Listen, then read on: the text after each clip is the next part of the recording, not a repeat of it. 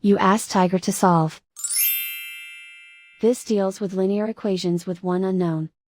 The final result is x equals 5/4. Let's solve it step by step.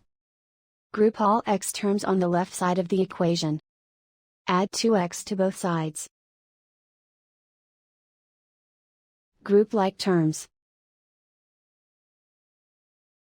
Simplify the arithmetic. Group like terms. Simplify the arithmetic. Group all constants on the right side of the equation. Add 1 to both sides. Simplify the arithmetic.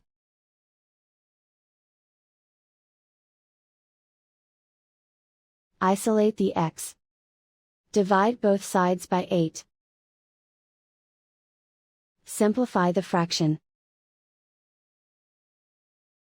Find the greatest common factor of the numerator and denominator. Factor out and cancel the greatest common factor. And so the final result is x equals 5/4.